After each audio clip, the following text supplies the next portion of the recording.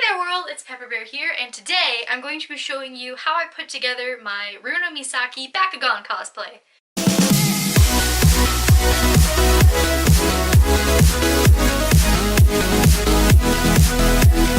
I used to watch Bakugan obsessively as a child, and Runo was always my favorite because I was a Haos Brawler myself, and I just thought she was super cool and had the spunk and sass that 8-year-old me totally wanted to be. I put this costume together in a cosplay class that I'm doing at my school, and I was super excited to start working on it, and I wanted to make a video for you guys, so I've been filming whenever I can and trying my best to explain how I did things. But if anything's not clear, if you have any questions, please leave them in the comments down below. If you are not subscribed to this channel, please do. I post weekly about just whatever interests me, sometimes travel vlogs, sometimes other DIYs, and it's just all around a good time. And without further ado, let's do it!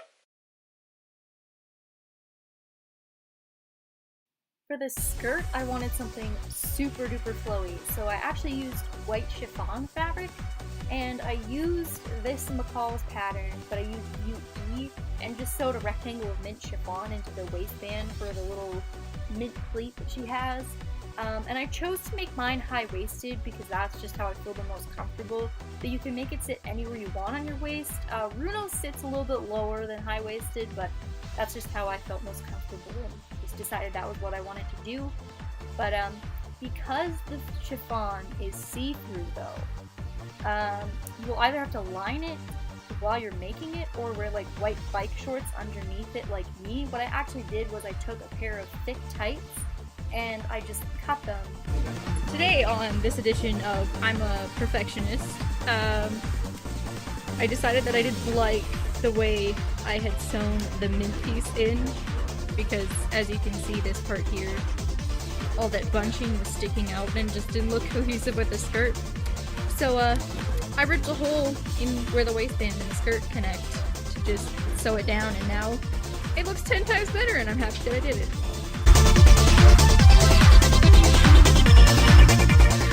So the belt is just a thin, long rectangle of dark pink satin that I gathered in the front and the back.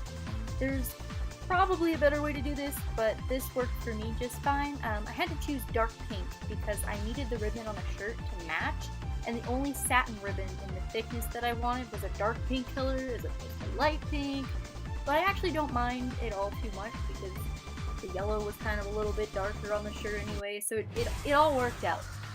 For the buckle, I used 2 larger circles and 2 smaller ones, glued slightly to the right of the larger ones out of holographic paper. I know that doesn't really make sense, but it'll make sense when you see it. I decided it was too shiny though, so I painted it with some mattifying finish paint to get the effect I wanted, and then I glued them to the belt. The one on your left faces directly to the right, whereas the one on your right faces left but slightly up. I thought this looked the best and was most like her belt.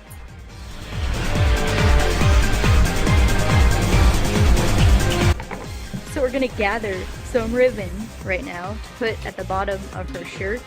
So I'm just hand sewing this. If you have a setting on your machine to actually do this, you could do that, but I need it to be relatively close to the top because this ribbon isn't overly thick.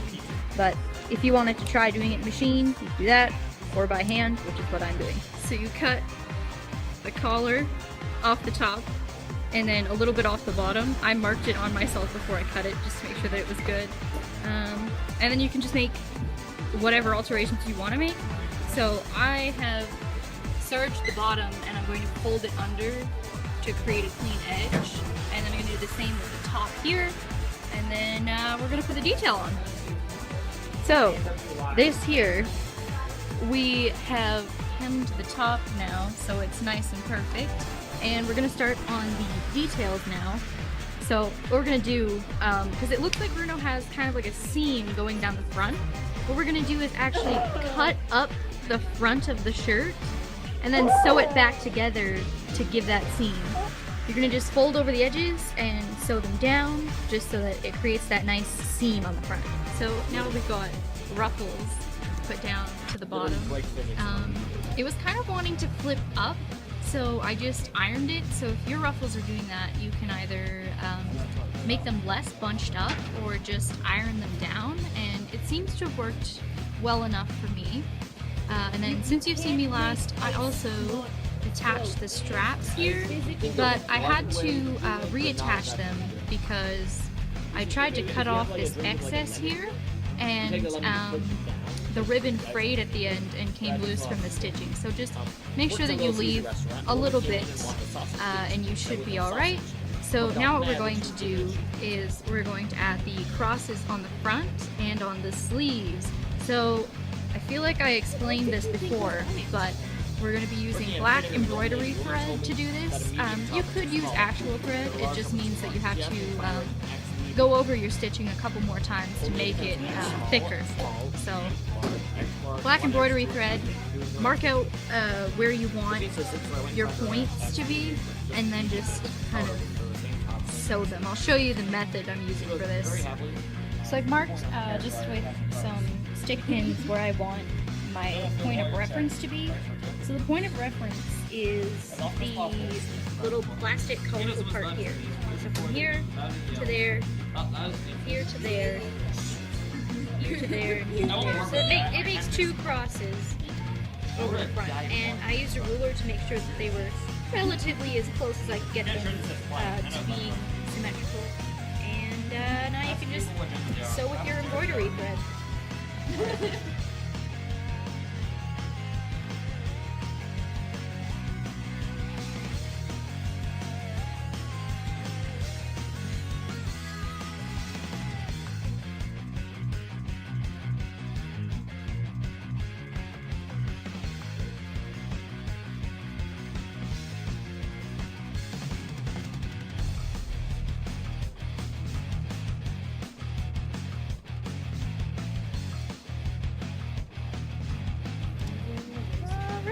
So this is the finished cross detail on the front, and now you just kind of do the same on the side of the sleeves.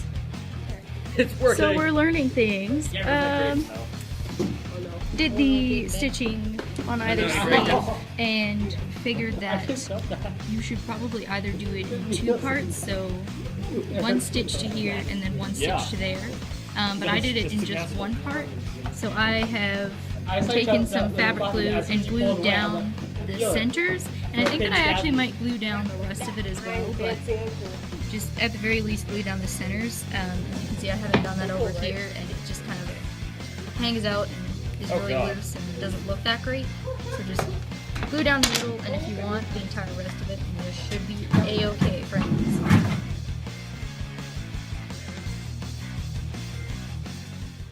For the studs on Runo's shirt, I used the same holographic paper as the belt buckle and used one of my neodymium magnets that we're using later and my foam charm as templates because I thought they had a good contrasting size, I guess. And I covered them with mattifying paint like I did to the belt buckle and glued them to the shirt.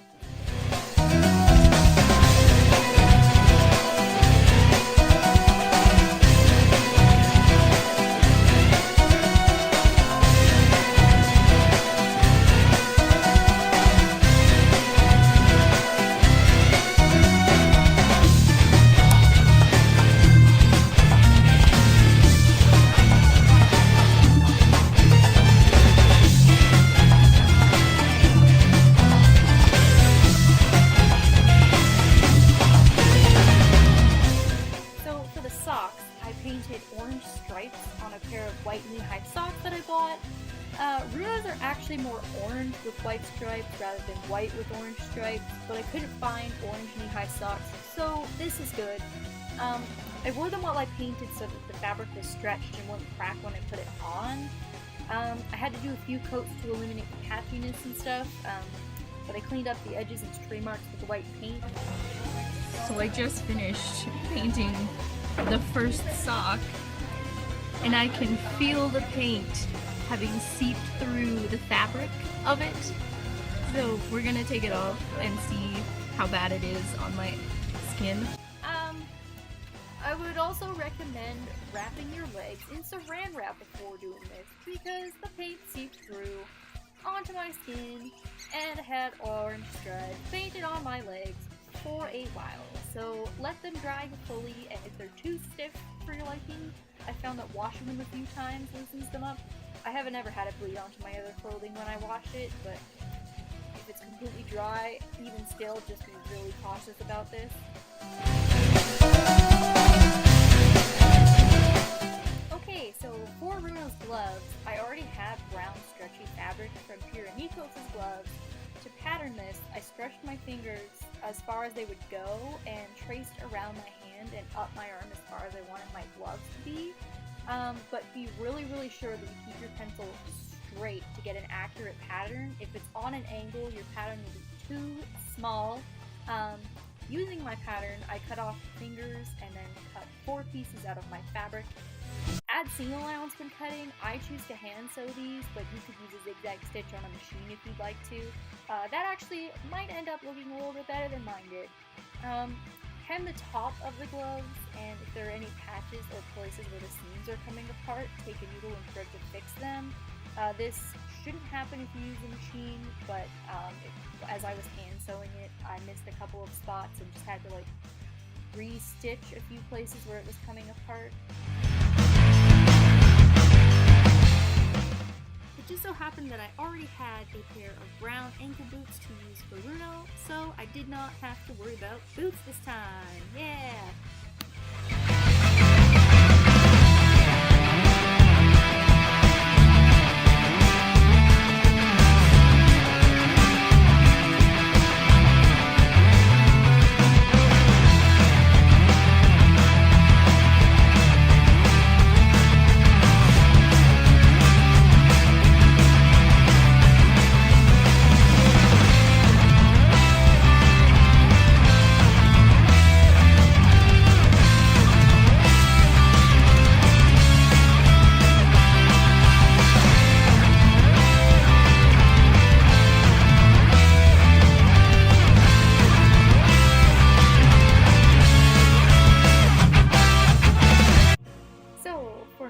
We are starting off with foundation as a base.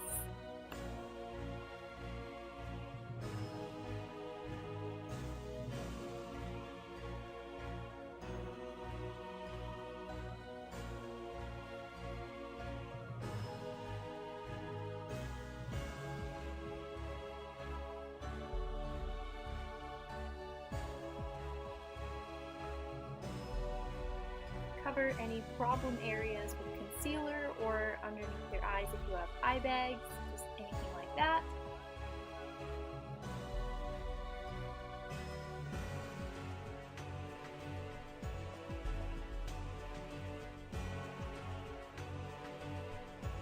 Add powder to mattify the face, just make sure that it's not overly shiny.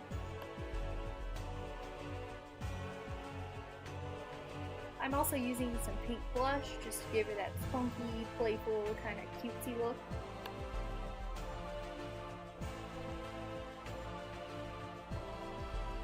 For eyeshadow, I added a very shimmery vanilla to the entirety of my lid, and then just cut my crease with a kind of an orangey red. Had to step closer to my mirror to do this, so I'm just showing you that I'm adding a black cat eye to my eyes. And then also adding fake lashes. You can see me grimacing here because fake lashes and I do not get along.